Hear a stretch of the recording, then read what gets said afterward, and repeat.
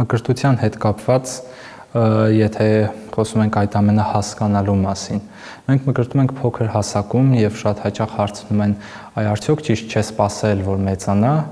հասկանա եւ նոր մկրտվի։ Դուք ինչ եք պատասխանում այդ պարագայում։ Հարցերը պարզ է հստակ, որտեղ երբ որ Քրիստոսի մոտ էին բերում երեխաներին, առաքյալներն արգելում էին, Քրիստոս միգուցե առաքյալներն ասում են, որ չեն հասկանում ոչ իման, Քրիստոս ասում է,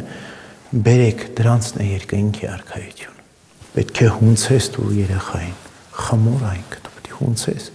դու մեծացնես, վառարանը դրնես, թրծես, եփես, որ հաց դառնա, կմեծանա ինչ կուզի կանես, ինքն խմոր թող մնա էլի։ Թող չհունցվի, թող չեփվի, չէ, չի կարելի։ Որ տարիքից սկսած պետք է երեխայի հետ արդեն հոգևորի մասին խոսել, որ տարիքից սկսած պետք է երեխան առաջին անգամ Հովհաննես Երզնկացին ասում է։ Իհարկե սրբադասված չի, բայց Հովհաննես Երզնկացի պլյուս վարդապետն է, էլի։ Ասում է, երբ երեխան սկսում է խոսել, պետք է հայրմերը սովորեցնես։ Երբ որ երեխան սկսում է քայլեր երկրպագել, պետք է սովորեցնես։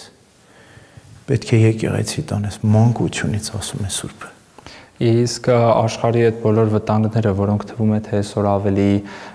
հեշտ են վերաբերելի դառնում մեզ, նախ ըստ ձեզ որոնք են ամենամեծ վտանգները, որոնք այսօր կան,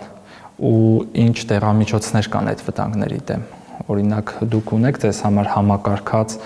գոնե մի քանի վտանգներ ու դուք ինչպես եք դրա դեմ պայքարում։ Ես միշտ ասել եմ, որ ծնողը ամենամեծ հեղինակությունն է երեխայի համար։ Ծնողը բոլոր հեղինակություններից հեղինակավոր պետք է լինի։ Դի ծնողը քննի տեսնի այդ իր երեխայի համար ինչն է հեղինակություն։ Եվ կարողանա այդ հեղինակավոր մարդուց կամ երևույթից ավելի հեղինակավոր պատասխան տալ իր երեխային։ Ծնողը ավելի ուժեղ պետք է լինի, քան հասարակությունը։ Ծնողը ավելի ուժեղ պետք է լինի, քան համացանցը։ Այսինքն ծնողը իր ամբողջության մեջ եկեղեցու կրթությամբ, դաստիարակությամբ, սուրբ գրքով, այսինքն իր զենքերով հանդերձ ծնողը պետք է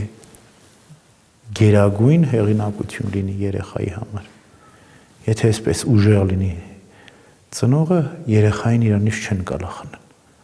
Երեխան իրանը կլինի։ Ոչ թե ծեծի, ոչ թե ջարդի իմաստով, չէ, պետք չի բացարձակ, ոչ ծեծ, ոչ ջարդ։ Երեխան լավ էլ հասկանում է խոսքի, հոգու, մտքի հեղինակությունը պետք է։